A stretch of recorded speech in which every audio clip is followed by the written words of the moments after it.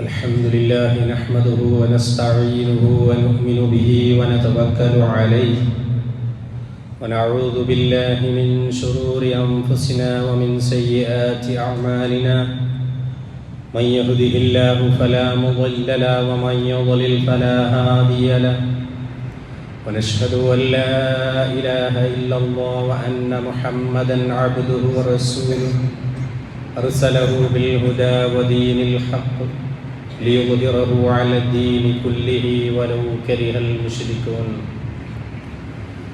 أعوذ بالله من الشيطان الرجيم.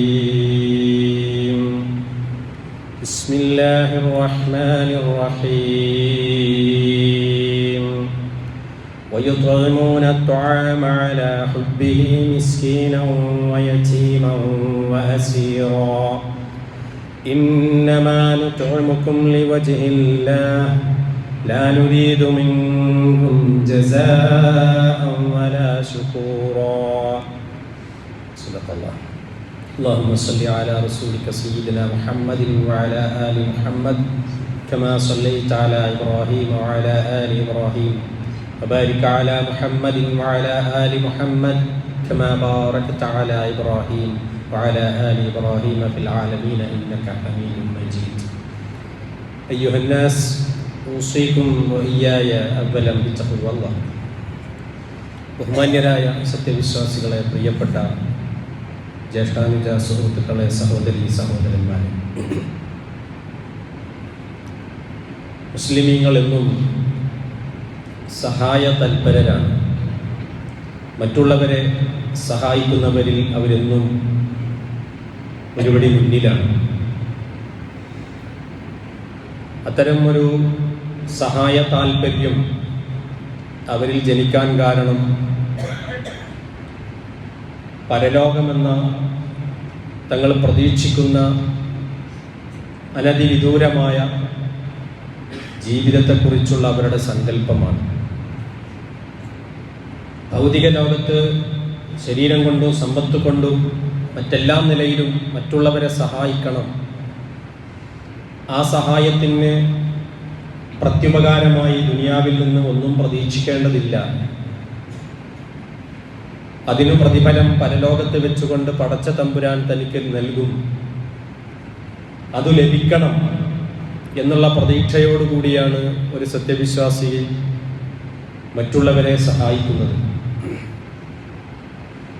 മറ്റുള്ളവരെ സഹായിക്കാതിരിക്കുന്നതും സഹായം തടയുന്നതും സഹായിക്കുന്നതിനെ നിരുത്സാഹപ്പെടുത്തുന്നതും പരലോക വിശ്വാസമില്ലാത്തവരാണ് എന്നുള്ള ഖുർആനിൻ്റെ അധ്യാപനം അവരെ അലട്ടിക്കൊണ്ടിരിക്കുകയും ചെയ്തുകൊണ്ടിരിക്കും. അപ്പോൾ ഏതൊരു സഹായം നമ്മൾ സഹായിക്കുമ്പോഴും നമ്മുടെ ലക്ഷ്യം അള്ളാഹുവിൻ്റെ പ്രതിഫലവും പ്രീതിയുമാണ്. അവരുടെ കണ്ണ് പരലോകത്തേക്കാണ്. അവിടെ നിന്ന് പ്രതിഫലം കിട്ടണം, ഇവിടെ നിന്നല്ല. ഇവിടെ നിന്ന് നന്ദി പ്രകടനങ്ങളോ പ്രത്യുപകാരങ്ങളോ നമ്മൾ പ്രതീക്ഷിക്കുന്നില്ല, പ്രതീക്ഷിക്കാനും പാടില്ല.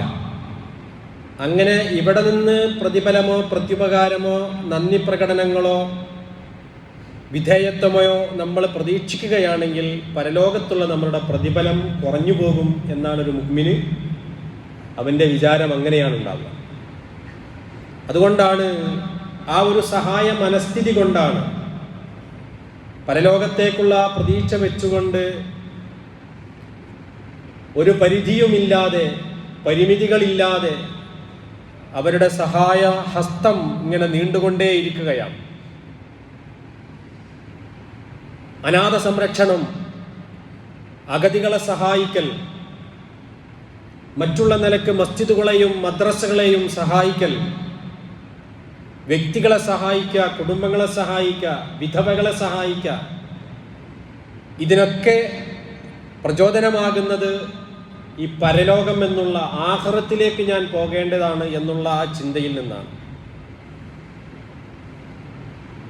അനവ കാഫിരുൽ യതീമി ഫിൽ ജന്നത്തി ഹാക്കദ, നബി സല്ലല്ലാഹു അലൈഹി വസല്ലമയുടെ ആ വചനമാണ് 14 നൂറ്റാണ്ടുകാലമായി അനാഥ സംരക്ഷണത്തിൻ്റെ കാര്യത്തിൽ ലോകത്തിൽ ഏറ്റവും മുന്നിൽ നിൽക്കുന്ന സമുദായം മുസ്ലിം സമുദായമാണ് എന്ന സൽപ്പേരിന് ഉമ്മത്തിനെ വിധേയമാക്കിയത്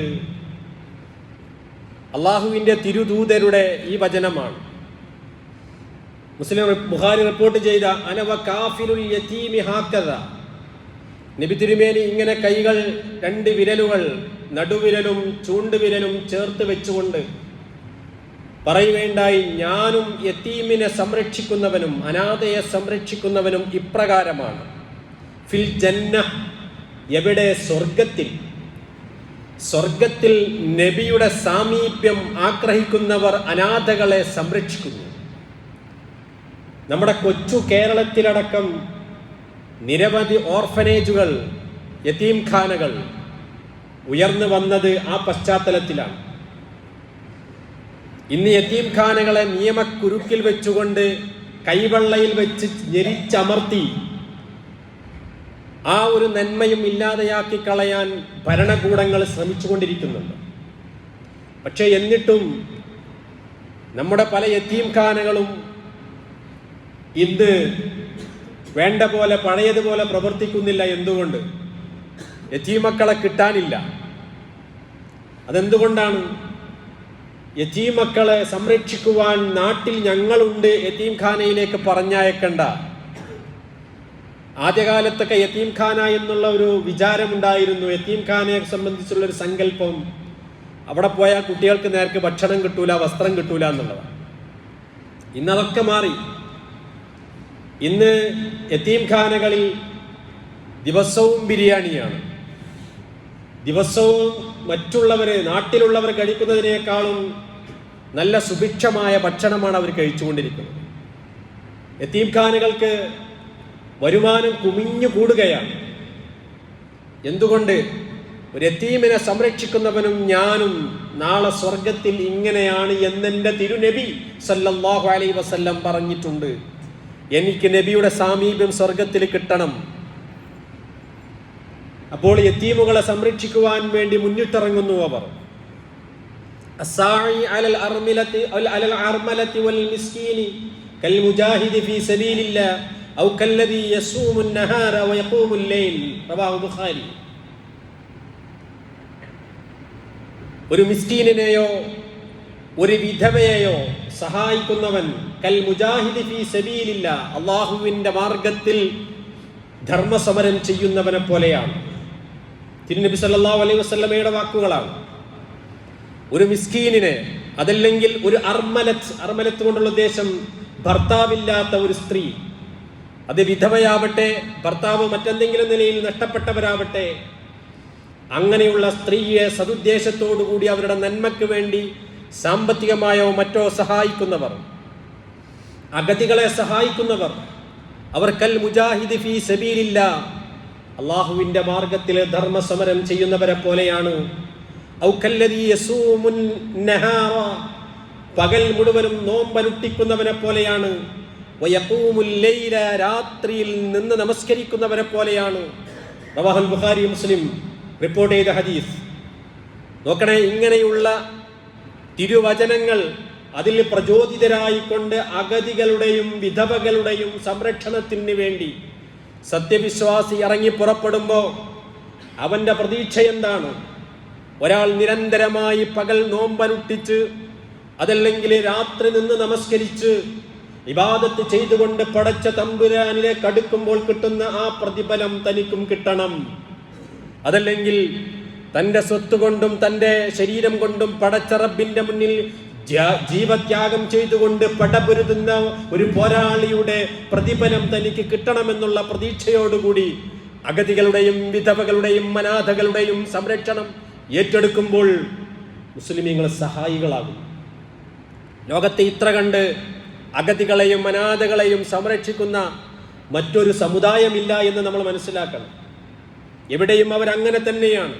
ഇസ്ലാമിക ഭരണകൂടം ഉള്ളയിടത്തും ഇല്ലാത്തയിടത്തും. ഇന്ന് ഗസയിലേക്ക് സഹായം ഇങ്ങനെ ഒഴുകിക്കൊണ്ടിരിക്കുകയാണ്. ഗസ വേണമെങ്കിൽ മുസ്ലിം ലോകത്തിന് വിട്ടുതരികയാണെങ്കിൽ അവർ മണിക്കൂറുകൾ കൊണ്ട് പുനർനിർമ്മിക്കുവാൻ സന്നദ്ധരാണ്. അവരുടെ ശരീരവും അവരുടെ സമ്പത്തും കൊടുത്തുകൊണ്ട് പാവപ്പെട്ട തകർക്കപ്പെട്ട കെട്ടിടങ്ങളും വീടുകളും അവരെ പുനഃസൃഷ്ടിക്കുവാനും പുനർനിർമ്മിക്കുവാനും എല്ലാ നിലക്കും ഒഴുകിയെത്താൻ മുസ്ലിം ലോകം തയ്യാറാണ്, രാഷ്ട്രങ്ങളും തയ്യാറാണ്. പക്ഷേ യാങ്കിപ്പടയും ജൂതപ്പടയും അത് സമ്മതിക്കുകയില്ല. അവർ വിലക്കുകൾ തീർത്തിരിക്കുകയാണ്. സഹോദരങ്ങളെ, കഷ്ടപ്പെടുകയും പ്രയാസപ്പെടുകയും ചെയ്യുന്നവരെ സഹായിക്കുക എന്നുള്ളത് ഒരു സത്യവിശ്വാസിയുടെ അടിസ്ഥാനപരമായ വിശ്വാസപരമായ അവന്റെ സ്വഭാവമായതുകൊണ്ടാണ് ലോകത്ത് മുസ്ലിമീങ്ങൾ പരസഹായത്തിന്റെ കാര്യത്തിൽ മുന്നിട്ട് നിൽക്കുന്നത്. മറ്റൊരു സമുദായത്തിനും ഇങ്ങനെയൊരു ഗുണം അവകാശപ്പെടാനില്ല എന്ന് കണക്കുകളുടെ വെളിച്ചത്തിൽ വ്യക്തമായിട്ട് നമുക്ക് പറയാൻ കഴിയുന്നതാണ്. ഇതിനൊക്കെ പ്രചോദനം എവിടെ നിന്നാണ്? ഇതിനൊക്കെ പ്രചോദനം നാളെ പരലോക ജീവിതത്തെക്കുറിച്ചുള്ള ചിന്തയിൽ നിന്നാണ്, പ്രതീക്ഷയിൽ നിന്നാണ്. പരിശുദ്ധ ഖുർആൻ സൂറത്തുൽ ഇൻസാനിലെ 8, 9, 10 ആയത്തുകളിൽ പഠിപ്പിക്കുന്നില്ലേ? وَيُطْعِمُونَ الطَّعَامَ عَلَى حُبِّهِ مِسْكِينًا وَيَتِيمًا وَأَسِيرًا. അവർ തങ്ങൾക്ക് ആഹാരത്തിനോടും ഭക്ഷണത്തിനോടും താല്പര്യമുണ്ടായിരിക്കെ മിസ്കീനുകളെയും അനാഥകളെയും ബന്ധനസ്ഥരായ തടവുകാരെയും സഹായിച്ചുകൊണ്ട് അവർക്ക് ആഹാരവും ഭക്ഷണവും നൽകുന്നവരാണ്. എന്തിനാണ് അവർ നൽകുന്നത്? ഇന്നമാ നുത്ഇമുകും ലിവജ്ഹില്ലാഹ്, ഇന്നമാ നുത്ഇമുകും, നാം നിങ്ങൾക്ക് ആഹാരം നൽകുന്നത് ലിവജ്ഹില്ലാഹ്, അല്ലാഹുവിന്റെ വജ്ഹ് പ്രതീക്ഷിച്ചുകൊണ്ട് മാത്രമാണ്. അല്ലാഹുവിന്റെ പ്രീതി, അവന്റെ സംതൃപ്തി, അവന്റെ മാർഗം. ലാ നുരീദു മിൻകും ജസാഅൻ വലാ ശുകൂറാ, നിങ്ങളിൽ നിന്നൊരു നന്ദി പ്രകടനമോ നിങ്ങളിൽ നിന്നുള്ള പ്രതിഫലമോ നാം ആഗ്രഹിക്കുന്നില്ല. നിങ്ങളിൽ നിന്ന് എന്തെങ്കിലും നന്ദി പ്രകടനം, ഒരു താങ്ക്സ് അല്ലെങ്കിൽ ഒരു വിധേയത്വം, ഇത് ആഗ്രഹിച്ചുകൊണ്ടോ അല്ല നാം നിങ്ങൾക്ക് ഭക്ഷണം നൽകുന്നത്. ഒരു പ്രതിഫലവും തിരിച്ചിങ്ങോട്ട് ദുനിയാവിൽ വെച്ചുകൊണ്ട് പ്രതീക്ഷിക്കുന്നില്ല. വിശുദ്ധ ഖുർആൻ പറയുകയാണ്. അപ്പൊ അവർക്ക് അന്നം നൽകുന്നതിന്റെ, ആഹാരം നൽകുന്നതിന്റെ ഉദ്ദേശം എന്താ?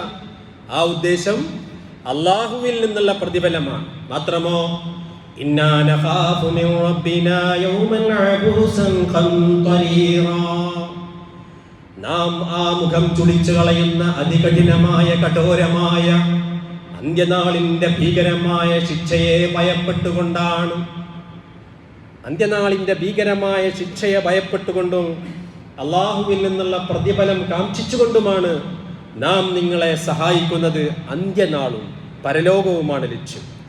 അതുകൊണ്ടാണ് ഈ യഥേഷ്ടം രഹസ്യമായും പരസ്യമായും സഹായഹസ്തങ്ങൾ നീണ്ടുകൊണ്ടിരിക്കുന്നത്.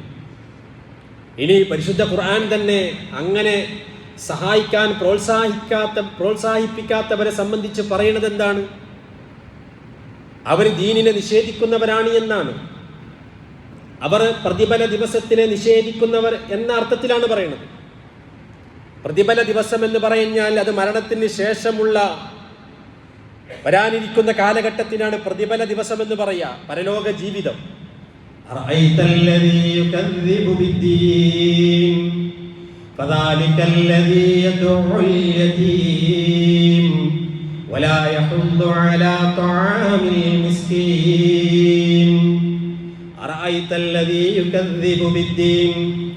പ്രതിഫല ദിവസത്തിനെ നിഷേധിക്കുന്നവൻ ആരെന്ന് നീ കണ്ടില്ലയോ? അവിടെ ദീനി എന്നതുകൊണ്ടുള്ള ഉദ്ദേശം ഒന്ന് പ്രതിഫല ദിവസമാണ്, അല്ലെങ്കിൽ മതമാണ്. പ്രതിഫല ദിവസത്തെ അല്ലെങ്കിൽ മതത്തെ നിഷേധിക്കുന്നവൻ അവനാരാണ്? അവനെ നീ കണ്ടില്ലയോ?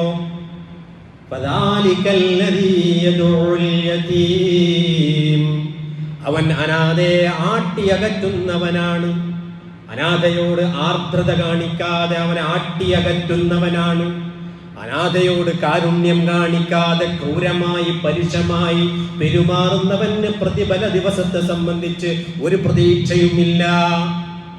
നിയമക്കുരുക്കുകൾ കൊണ്ടുവന്ന് അനാഥകളെ കുരുക്കി അവരുടെ ജീവിതം വഴിമുട്ടിക്കുന്നവർ, ബീഹാറിൽ നിന്നും ആസാമിൽ നിന്നും പാവപ്പെട്ട ഭക്ഷണം കഴിക്കാൻ വകയില്ലാത്ത, ഉടുവസ്ത്രമണിയാൻ വകയില്ലാത്ത പാവപ്പെട്ട കുട്ടികൾ നമ്മുടെ ഇവിടെ കേരളത്തിൽ നിന്നുള്ള യതീംഖാനകളിൽ കേരളത്തിൽ നിന്നുള്ള മക്കളെ കിട്ടാഞ്ഞിട്ട് ഈ പല യതീംഖാനകളുടെയും അധികൃതർ ബീഹാറിലും ആസാമിലുമുള്ള കുട്ടികളെ ഇങ്ങോട്ട് കൊണ്ടുവന്ന് നല്ല ഭക്ഷണവും വിദ്യാഭ്യാസവും വസ്ത്രവും ഒക്കെ കൊടുക്കാൻ വേണ്ടി തീരുമാനിച്ചപ്പോ ഇവിടെയുള്ള ചില കപടന്മാർ പ്രതിഫല ദിവസത്തെ നിഷേധിക്കുന്ന ക്രൂരതയുടെയും പാരുഷ്യത്തിന്റെയും വക്താക്കൾ നിയമക്കുരുക്കുകൾ കൊണ്ടുവന്ന് ക്രമസമാധാന പാലകന്മാരെ ഉപയോഗപ്പെടുത്തിക്കൊണ്ട് ആ കുട്ടികളെ തിരിച്ചയച്ചു, മനുഷ്യക്കടത്തെന്ന് പറഞ്ഞുകൊണ്ട്. കേട്ടതാണ് നമ്മളെ വാർത്തകളൊക്കെ. അത്തരം പ്രതിഫല ദിവസത്തിൽ വിശ്വാസമില്ലാത്തവനാണ് അനാഥയെ ആട്ടിയകറ്റ എന്നുള്ളതിന് പല അർത്ഥമുണ്ട്. അഭയം നൽകാതെ, സംരക്ഷണം നൽകാതെ, ഒരു ഉമ്മത്തിനോടുള്ള വിരോധം കാരണം എവിടെ എത്തി നിൽക്കുന്നു ഇവരുടെയൊക്കെ ചിന്താഗതി. വെറുപ്പിന്റെ ഉപാസകന്മാർ അവർ നിയമക്കുരുക്കുകൾ വെച്ചുകൊണ്ട് എല്ലാവിധ നന്മകളെയും തകർത്തു കളയുകയാണ് ചെയ്തുകൊണ്ടിരിക്കുന്നത്. എന്റെ പ്രിയപ്പെട്ട സഹോദരി സഹോദരന്മാരെ മനസ്സിലാക്കണം.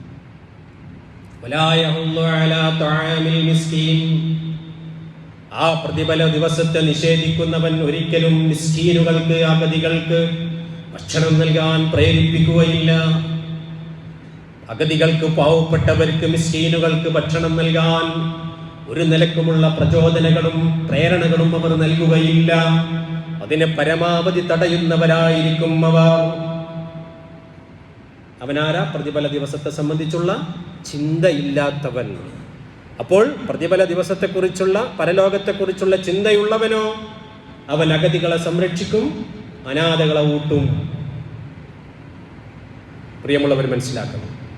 സഹോദരി സഹോദരന്മാരെ, ഈ അള്ളാഹുവിൽ നിന്നുള്ള പ്രതിഫലം പ്രതീക്ഷിച്ചുകൊണ്ട് നമ്മളെ പൂർവീകന്മാർ ഒരുപാട് ജാരിയായ സദഖ ചെയ്തിട്ടുണ്ട്. ആ ജാരിയായ സദഖയുടെ ഗുണഭോക്താക്കളാണ് ഞാനും നിങ്ങളും ഒക്കെ. ഈ മസ്ജിദ് ആ ജാരിയായ സദഖയാണ്. ഈ മസ്ജിദ് നിൽക്കുന്ന പ്രദേശങ്ങൾ ആ ജാരിയായ സദഖയാണ്. കേരളക്കരയിലെ ആയിരക്കണക്കിന് മസ്ജിദുകളും മദ്രസകളും അവയ്ക്ക് വേണ്ടി വരുമാനമായിട്ട് നൽകപ്പെട്ട ഭൂമിയും എല്ലാം ആ ജാരിയായ സദഖയാണ്. ഇന്ത്യ രാജ്യത്ത് പരന്നു കിടക്കുന്ന 10 ലക്ഷത്തോളം ഏക്കർ വഖഫ് ഭൂമികൾ ആ ജാരിയായ സദഖയാണ്.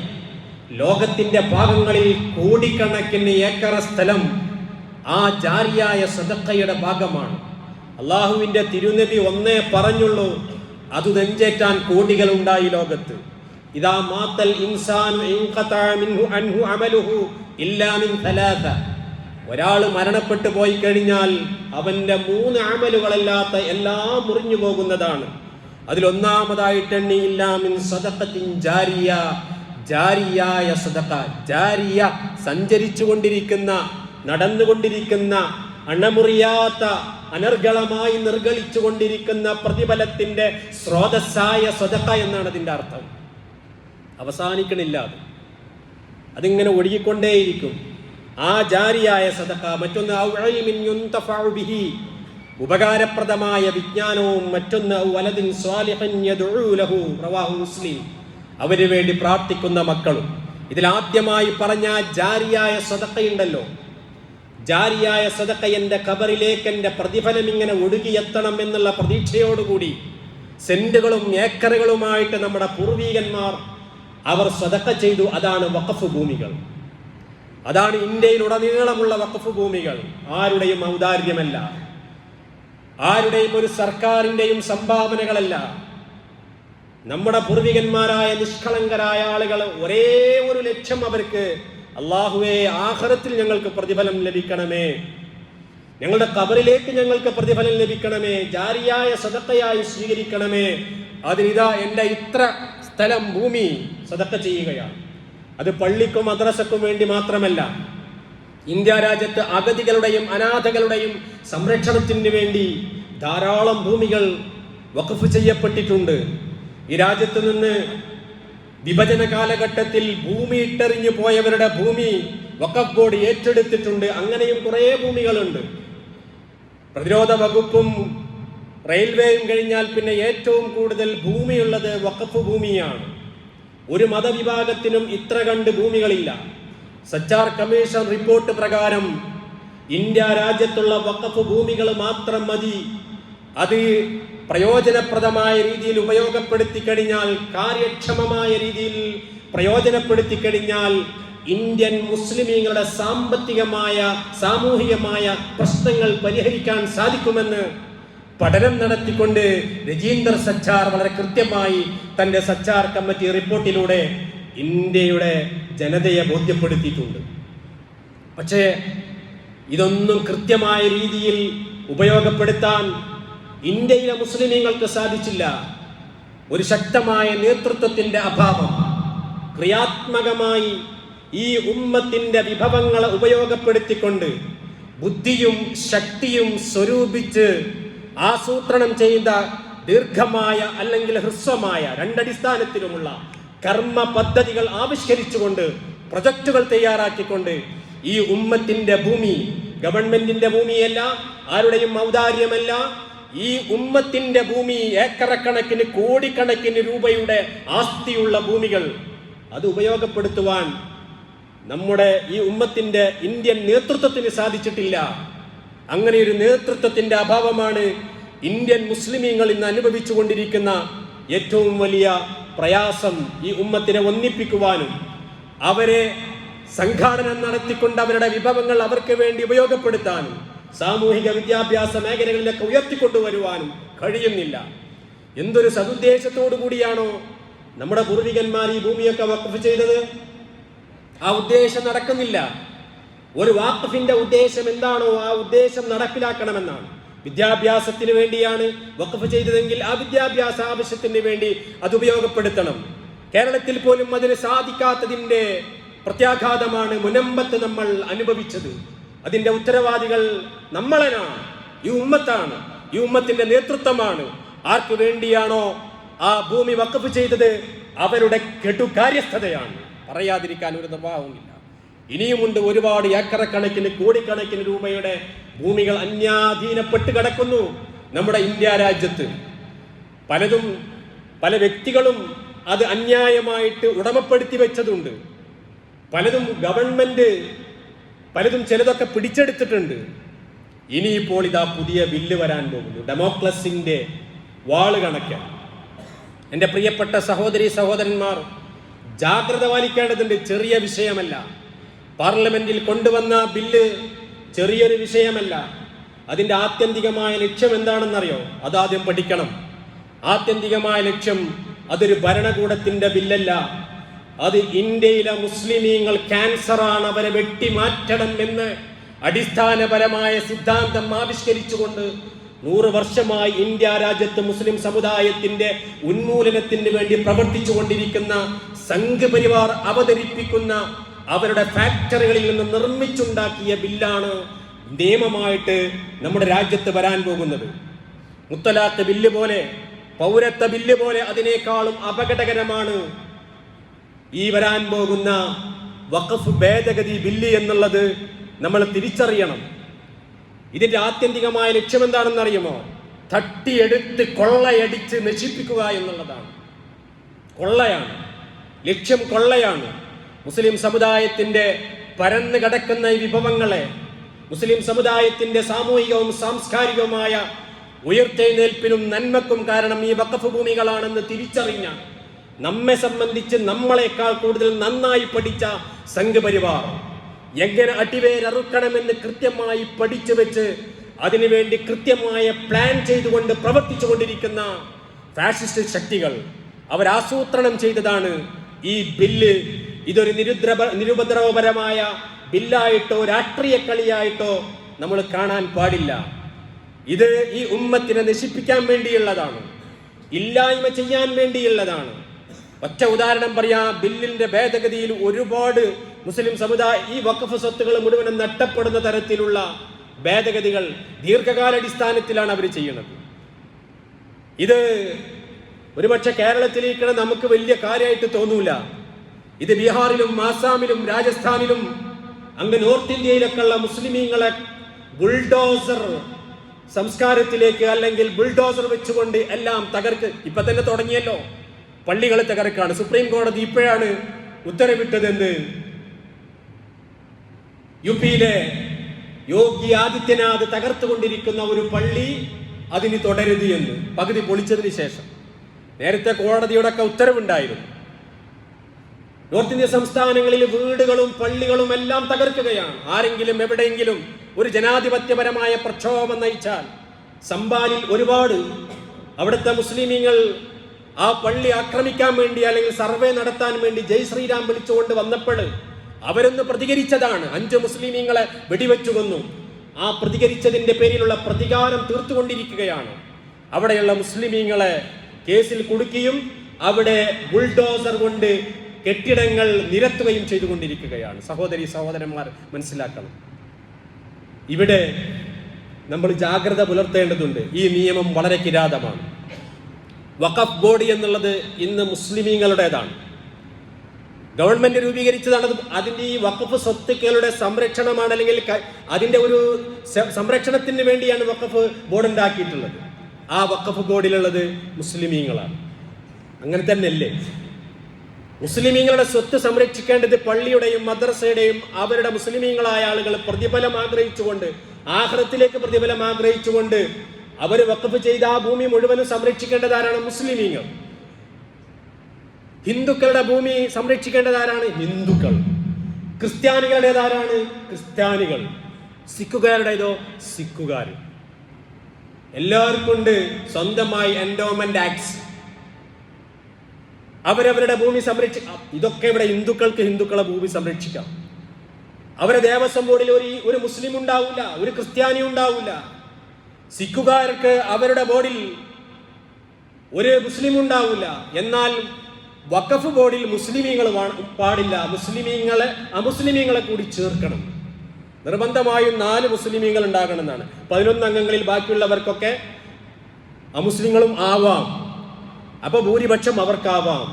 അപ്പോൾ വഖഫ് സ്വത്തുക്കളൊക്കെ ആ ഭൂരിപക്ഷം ഘട്ടം ഘട്ടമായി സംഘപരിവാറുകാരെ ഇതിലേക്കൊക്കെ കൂട്ടിച്ചേർത്ത് അങ്ങനെ ഘട്ടം ഘട്ടമായിട്ട് ഈ വഖഫ് സ്വത്തുക്കൾ മുഴുവനും സ്വന്തമാക്കാം. ഇങ്ങനെയുള്ള വളരെ കുടിലമായ നീക്കങ്ങളാണ് നടന്നുകൊണ്ടിരിക്കുന്നത്. ഞാൻ ദീർഘിപ്പിക്കുന്നില്ല. അതുകൊണ്ട് ഇതിനെതിരെ നമ്മൾ ജാഗ്രത പുലർത്തേണ്ടതുണ്ട്. നിയമപരമായ പോരാട്ടം പോലെ തന്നെ ജനകീയമായ പ്രക്ഷോഭങ്ങൾ നടക്കേണ്ടതുണ്ട്. ജനാധിപത്യമായ പ്രതികരണങ്ങൾ നടക്കേണ്ടതുണ്ട്. അങ്ങനെ പ്രതികരിക്കുമ്പോൾ മാത്രമാണ് ഭരണകൂടത്തിന്റെ കണ്ണു തുറപ്പിക്കാൻ കഴിയുക. അങ്ങനെ നമ്മൾ പ്രതികരിക്കുമ്പോൾ മാത്രമാണ് ജനാധിപത്യ മതേതര കക്ഷികളുടെ കണ്ണു തുറപ്പിക്കാൻ പറ്റുക. മുസ്ലിം സമുദായത്തിന്റെ വികാരം ഈ നിയമത്തിനെതിരാണ്. അവർ തെരുവിലേക്ക് ഇറങ്ങിയിരിക്കുന്നു, അവർ അടങ്ങിയിരിക്കുകയില്ല എന്നുള്ള സന്ദേശം കൊടുക്കേണ്ടത് നമ്മുടെ ബാധ്യതയാണ്. അതിന് ആകാശത്തുനിന്ന് മലക്കുകളോ ജിന്നുകളോ ഇറങ്ങി വന്നിട്ട് അങ്ങനെ ഒരു സന്ദേശമൊന്നും കൊടുക്കൂല. ഭൂമിയിലുള്ള മുസ്ലിമീങ്ങൾ ചെയ്യേണ്ടതാണ്. അത് ചെയ്തില്ല എങ്കിൽ ഈ ഭൂമിയിൽ തന്നെ പടച്ചവൻ നമുക്ക് നിന്യത സമ്മാനിക്കുന്നതാണ്. ദുനിയാവിൽ നിന്നത നമ്മളെ ഭയപ്പെടുത്തുകയാണ്, നമ്മളെ വിരട്ടുകയാണ് നിയമങ്ങൾ കൊണ്ടുവന്നുകൊണ്ട്. ഇവർ വിചാരിക്കുന്ന നിയമങ്ങൾ കൊണ്ടുവന്ന് കൈവെള്ളയിൽ വെച്ചുകൊണ്ട് ഈ ഉമ്മത്തിനെ മുഴുവനും ഞെരിച്ചമർത്തി നിശബ്ദരാക്കി ഭയപ്പെടുത്തി കീഴ്പ്പെടുത്താമെന്നാണ് ഇവർ വിചാരിക്കുന്നത്. സഹോദരങ്ങളെ, മുഅ്മിനീങ്ങൾ ഒരിക്കലും ഭയപ്പെടുകയില്ല. അല്ലദീന ഖാല ലഹുമുന്നാസ് ഇന്നന്നാസ ഖദ് ജമഉ ലക്കും ഫഖ്ശൗഹും ഫസാദഹും ഈമാനാ. അല്ലദീന ഖാല ലഹുമുന്നാസ്, ജനങ്ങൾ പറഞ്ഞു, ഇന്നന്നാസ ഖദ് ജമഉ ലക്കും, നിങ്ങൾക്കെതിരെ ജനങ്ങൾ മുഴുവനും സംഘടിച്ചൊറ്റക്കെട്ടായി നിലകൊള്ളുകയാണ് നിങ്ങളെ തകർക്കാൻ വേണ്ടി. ഫഖ്ശൗഹും, ജനങ്ങളെ നിങ്ങൾ ഭയപ്പെടണം എന്ന് പറഞ്ഞപ്പോൾ ഫസാദഹും ഈമാനാ, അവര് ഭയപ്പെട്ടില്ല, തരിമ്പ് പോലും ഭയപ്പെട്ടില്ല, അവർക്ക് ഈമാൻ വർദ്ധിച്ചു. വഖാലു ഹസ്ബുനല്ലാഹു വനിഅമൽ വകീൽ, ഞങ്ങൾക്ക് അല്ലാഹു മതി, പരമേൽപ്പിക്കുവാൻ ഏറ്റവും ഉത്തമൻ അവൻ മാത്രമാണെന്ന് പറഞ്ഞുകൊണ്ട് റബ്ബിന്റെ മാർഗത്തിൽ സകലവും സമർപ്പിച്ചുകൊണ്ട് തവക്കുൽ ചെയ്തുകൊണ്ട് അല്ലാഹുവിന്റെ ദീനിന്റെ മാർഗത്തിൽ മുന്നേറിയ സ്വഹാബത്തിനെ ഓർമ്മിപ്പിക്കുകയാണ് പരിശുദ്ധ ഖുർആൻ സൂറത്തുൽ അൻആമിൽ ചെയ്യുന്നത്. പ്രിയമുള്ളവർ, അതുകൊണ്ട് ഭയചകിതരായി പിന്മാറുന്നവരാകരുത്. നിർഭയത്വത്തോടുകൂടി ധീരമായി ഈ അനീതിക്കും ഈ വിവേചനത്തിനുമെതിരെ അമുസ്ലിമീങ്ങൾക്കില്ലാത്തൊരു നിയമം, ദേവസ്വം ബോർഡിനില്ലാത്തൊരു നിയമം, സിഖുകാർക്കില്ലാത്തൊരു നിയമം, ക്രിസ്ത്യാനികൾക്കില്ലാത്തൊരു നിയമം വിവേചനപരമായി മുസ്ലിം സമുദായത്തിന്റെ മേൽ അടിച്ചേൽപ്പിക്കുവാൻ ഞങ്ങൾ അനുവദിക്കുകയില്ല എന്ന് ആർജവത്തോടുകൂടി പറയാൻ ഈ ഉമ്മത്തിന് സാധിക്കണം. ജനാധിപത്യപരമായ പോരാട്ടങ്ങളിലൂടെ തെരുവുകളെ പ്രക്ഷുബ്ധമാക്കുവാൻ സാധിച്ചെങ്കിൽ മാത്രമേ ഈ ഉമ്മത്തിന്റെ വികാരം പ്രകടിപ്പിക്കുവാൻ നമുക്ക് സാധിക്കുകയുള്ളൂ സഹോദരങ്ങളെ. അതുകൊണ്ട് ഇത്തരം നമ്മുടെ പൂർവീകന്മാർ വളരെയധികം പ്രതിഫലം ആഗ്രഹിച്ചുകൊണ്ട് നമുക്ക് ഈ ഉമ്മത്തിന് വേണ്ടി നൽകിയ 1 ഇഞ്ച് ഭൂമി പോലും നഷ്ടപ്പെടാതെ കാത്തു സംരക്ഷിക്കേണ്ടത് പിൻഗാമികളായ സത്യവിശ്വാസികളാണ്. അള്ളാഹു അതിന് തൗഫീഖ് നൽകി അനുഗ്രഹിക്കുമാറാവട്ടെ.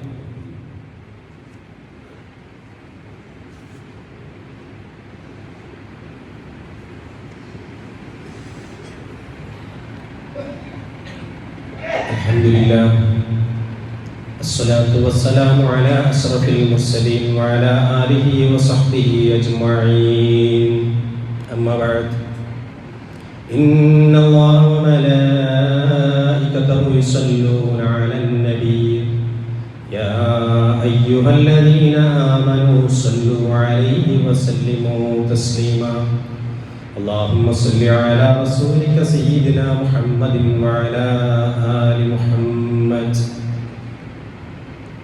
يا أيها الذين آمنوا اتقوا الله حق تقاته ولا تموتن إلا وأنتم مسلمون. ബഹുമാന്യരായ സഹോദരന്മാരെ, പരിശുദ്ധ റമളാൻ സമാഗതമാവുകയാണ്. അതിൻ്റെ മുന്നോടിയായി റമളാനിൻ്റെ മുന്നൊരുക്കം എന്ന നിലയിൽ 3 ദിവസം നമ്മുടെ വാണിയക്കാട് മഹല്ലിൽ മത പ്രഭാഷണം നടത്താൻ വേണ്ടി തീരുമാനിച്ചിരിക്കുന്നു. വിവരം നിങ്ങളെല്ലാവരും അറിഞ്ഞിട്ടുണ്ടാവും. 3 ദിവസങ്ങളിലായി ഞായറാഴ്ച ആരംഭിക്കുകയാണ്. ഞായർ, തിങ്കൾ, ചൊവ്വ എന്നീ 3 ദിവസങ്ങളിൽ ഏറ്റവും വളരെ അത്യാവശ്യമായിട്ടുള്ള 3 വിഷയങ്ങളെ സംബന്ധിച്ച് ചർച്ച ചെയ്യുകയാണ് നമ്മുടെ മഹല്ലിൽ. എല്ലാ സഹോദരന്മാരും ആ പരിപാടിയിൽ പങ്കെടുക്കണം. റമളാൻ വരുന്നതിൻ്റെ മുമ്പ് നമ്മുടെ മനസ്സുകളൊക്കെ ഒന്ന് പാകപ്പെടുത്തണം. ഫദക്കിർ ഫഇന്ന ദിക്റാ തൻഫഉൽ മുഅ്മിനീൻ. ഞങ്ങൾ ഓർമ്മപ്പെടുത്തുക, മുഅ്മിനീങ്ങൾക്ക് അത് പ്രയോജനപ്പെടുന്നതാണ്. ഓർമ്മപ്പെടുത്തലുകൾ മുഅ്മിനീങ്ങൾക്ക് പ്രയോജനപ്പെടുന്നതാണ്. ഇതൊരു ഓർമ്മപ്പെടുത്തലാണ്. 3 ദിവസം ഒന്ന് പരലോകത്തെ സംബന്ധിച്ചുള്ള ചിന്തയാണ്, മറ്റൊന്ന് ഖുർആനെ കുറിച്ചുള്ള ചിന്തയാണ്, മറ്റൊന്ന് ഈ ജീവിതം ഇസ്ലാമികമായി പ്രയോഗവൽക്കരിച്ച അള്ളാഹുവിൻ്റെ റസൂലിൻ്റെ സ്വഹാബത്തിനെ കുറിച്ചുള്ള ചർച്ചയാണ്. ഈ 3 വിഷയങ്ങളെ സംബന്ധിച്ചും കൃത്യമായി മനസ്സിലാക്കുവാനും മനസ്സിനെ ശുദ്ധീകരിച്ച് പരിശുദ്ധ റമളാനിനെ നിഷ്കപടമായ നിഷ്കളങ്കമായ ഹൃദയത്തോടുകൂടി ഭയഭക്തിയോടുകൂടി സ്വാഗതം ചെയ്യുവാനും നമുക്ക് കഴിയണം. അതിനുള്ളൊരു 3 ദിവസത്തെ ഒരുക്കം എന്നുള്ള നിലയിലാണ് ഈ 3 ദിവസത്തെ മതപ്രഭാഷണ പരിപാടികൾ ഇവിടെ കമ്മിറ്റി സംഘടിപ്പിച്ചിട്ടുള്ളത്. നിങ്ങളുടെ എല്ലാവരുടെയും സാന്നിധ്യം ഈ പരിപാടിക്ക് ഉണ്ടാവണം എന്ന് ഒരിക്കൽ കൂടി നിങ്ങളോട് വിനയപൂർവ്വം അഭ്യർത്ഥിക്കുകയാണ്. അല്ലാഹു സുബ്ഹാനഹു വ തആല നമ്മുടെ എല്ലാ ദീനീ സംരംഭങ്ങളെയും വിജയിപ്പിക്കുമാറാവട്ടെ. അല്ലാഹു നമ്മൾ ചെയ്യുന്ന എല്ലാ സ്വാലിഹായ അമലുകളും നമ്മിൽ നിന്നും സ്വീകരിക്കുമാറാവട്ടെ. അല്ലാഹു അവൻ്റെ മാർഗത്തിൽ സഹായിക്കുന്ന എല്ലാ സഹായികളുടെയും എല്ലാ സഹായങ്ങളെയും അല്ലാഹു കബൂൽ ചെയ്യുമാറാവട്ടെ. അതിന് ഏറ്റവും ഉത്കൃഷ്ടമായ ഉത്തമമായ പ്രതിഫലം പടച്ച തമ്പുരാൻ പരലോകത്തും ദുനിയാവിലും അവർക്ക് നൽകി അനുഗ്രഹിക്കുമാറാവട്ടെ. പ്രിയമുള്ളവരെ, ഒരുപാട് പേര് നമ്മളെ സഹായിച്ചവരുണ്ട് ഈ മസ്ജിദിൻ്റെ കാര്യത്തിൽ തന്നെ. പേരെടുത്ത് ആരെയും പറയുന്നില്ല. പ്രത്യേകിച്ച് ഇപ്പോൾ ഇതാ നമുക്ക് പള്ളി, നമ്മുടെ ഖബർസ്ഥാനിലേക്ക് നല്ലൊരു സുഗമമായ വഴിയൊരുക്കാൻ വേണ്ടി ഒരു സഹോദരൻ അവിടെ കട്ട വിരിച്ചു. വളരെ നല്ലൊരു വഴി ഒരുക്കിയിട്ടുണ്ട്. ഇങ്ങനെ പല നിലക്കും പള്ളിയെയും നമ്മുടെ സ്ഥാപനങ്ങളെയും ഒക്കെ സഹായിച്ചവരുണ്ട്. അള്ളാഹു എല്ലാ നിലക്കുമുള്ള പ്രതിഫലം അവർക്ക് നൽകി അനുഗ്രഹിക്കുമാറാവട്ടെ. അവരുടെയും നമ്മുടെയും എല്ലാം സമ്പത്തിലും സന്താനങ്ങളിലും അള്ളാഹു ഖൈറും ബറക്കത്തും നൽകി അനുഗ്രഹിക്കുമാറാവട്ടെ. മുസ്ലിം ഉമ്മത്തിന് അള്ളാഹു ഇസ്സത്ത് നൽകി അനുഗ്രഹിക്കുമാറാവട്ടെ. اللهم اغفر للمؤمنين والمؤمنات والمسلمين والمسلمات الأحياء منهم والأموات إنك مجيب الدعوات ويا قاضي الحاجات. اللهم أعز الإسلام والمسلمين وأذل الشرك والمشركين. اللهم دمر أعداءنا وأعداءك وأعداء الدين. اللهم شتت شملهم وفرق جمعهم وزلزل أقدامهم يا رب العالمين. اللهم أجرنا من النار. اللهم أجرنا من النار. اللهم أجرنا من النار. ربنا آتنا في الدنيا حسنة وفي الآخرة حسنة وقنا عذاب النار. عباد الله أقيموا الصلاة.